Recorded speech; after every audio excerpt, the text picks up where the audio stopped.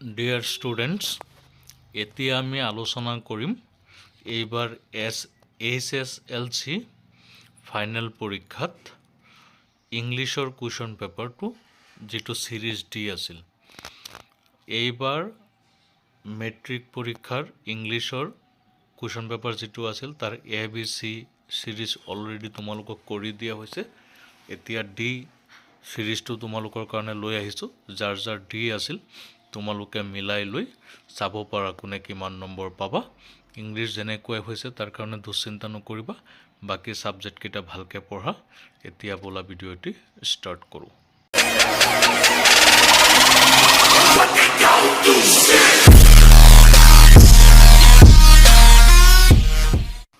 তোমালোকৰ 1 number MCQ যিটো দিছে, on reaching the letter from the post master Lencho did not seem surprised because, ইয়াৰ শুদ্ধ অপশ্যনটো হ'ব বি।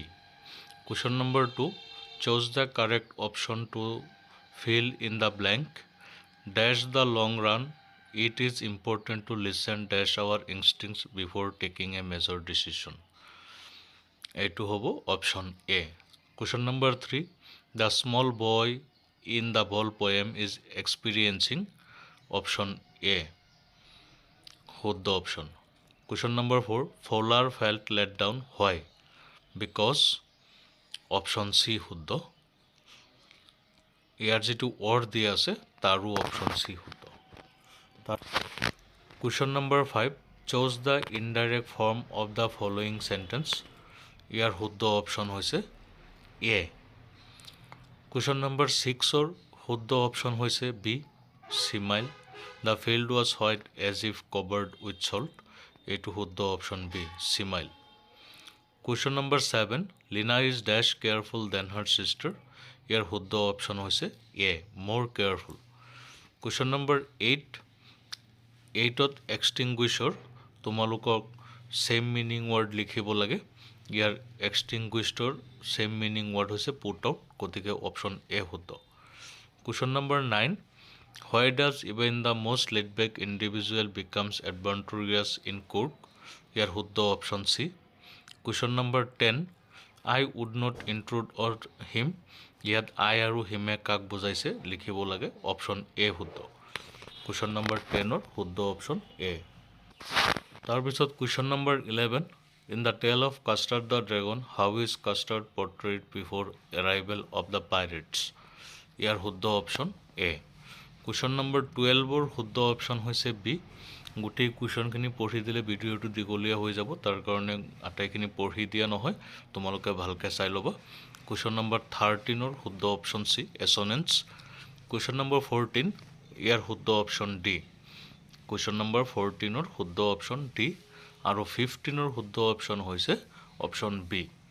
কুৱেশ্যন নম্বৰ 15ৰ শুদ্ধ অপশ্যন বি, 16ৰ শুদ্ধ অপশ্যন এ। দুয়োটা প্ৰশ্নৰে শুদ্ধ অপশ্যন এ। ইয়াত তোমালোকক ৰেপিড ৰিডাৰৰ পৰা দুটা কুৱেশ্যন দিয়া হৈছে, ছাপ্লিমেণ্টাৰীৰ পৰা। ইয়াৰে দুয়োটাৰে শুদ্ধ অপশ্যন হ'ব এ। তাৰপিছত আছে কুৱেশ্যন নম্বৰ 17ত যিটো প্ৰশ্ন দিয়া হৈছে তাৰ কাৰণে শুদ্ধ অপশ্যন চি। 18ৰ শুদ্ধ অপশ্যন চি। তাৰপিছত 19ৰ শুদ্ধ অপশ্যন ডি, 20ৰ শুদ্ধ অপশ্যন হৈছে বি। কুৱেশ্যন নম্বৰ 20ৰ শুদ্ধ অপশ্যন বি। কুৱেশ্যন নম্বৰ 21ৰ শুদ্ধ অপশ্যন বি।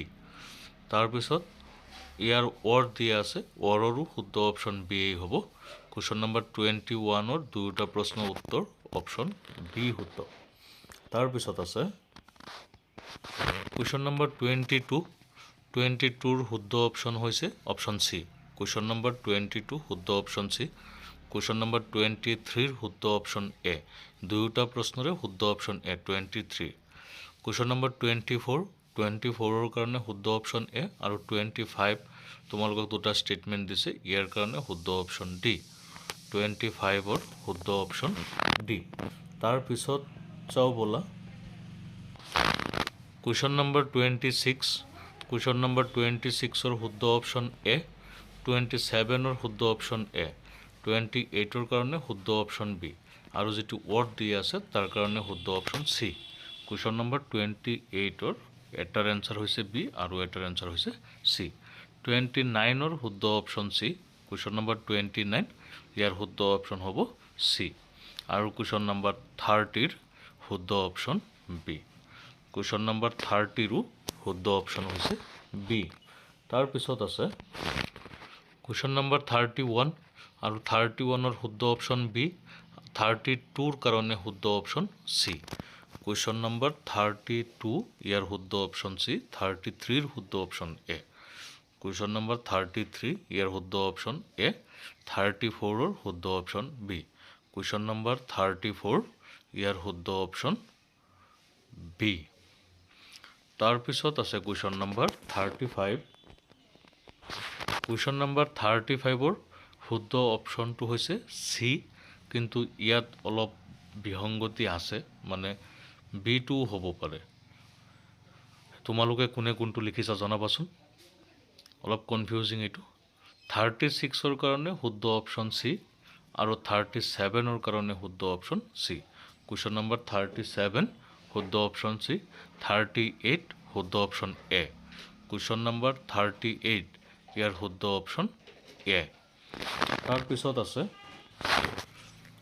কুৱেশ্যন নম্বৰ 39ৰ দুটা প্ৰশ্ন দিয়া আছে আৰু দুয়োটাৰে শুদ্ধ অপশ্যন চি ৰেপিটেডৰ পৰা দিয়া হৈছে দুয়োটা শুদ্ধ অপশ্যন চি 40 কুৱেশ্যন নম্বৰ 40ৰ শুদ্ধ অপশ্যন চি এইটো তোমালোকে ভালকৈ মনত ৰাখিবা আৰু কোনে কেনেকুৱা হৈছে জনাবা তাৰপিছত 41 আৰু 42ৰ কাৰণে তোমালোকৰ কিতাপৰ পৰা এ লেটাৰ টু কডৰ পৰা এটা পেৰাগ্ৰাফ উঠাই দিয়া হৈছে তাৰ ওপৰত ভিত্তি কৰি এনচাৰ লিখিব লাগে 41 নম্বৰ এনচাৰৰ অপশ্যন শুদ্ধ বি আৰু 42ৰ কাৰণে শুদ্ধ অপশ্যন হৈছে ডি 41 অপশ্যন বি শুদ্ধ আৰু 42ৰ অপশ্যন ডি শুদ্ধ তাৰপিছত আছে ইয়াত তোমালোকক 43ৰ পৰা 45লৈ এটা পেৰাগ্ৰাফ ইয়াত উঠাই দিয়া হৈছে আনচিন পেছেছ ইয়াৰ পৰা তোমালোকে তিনিটা প্ৰশ্নৰ উত্তৰ কৰিব লাগিব আৰু 43ৰ শুদ্ধ অপশ্যন হৈছে অপশ্যন এ 44ৰ শুদ্ধ অপশ্যন এ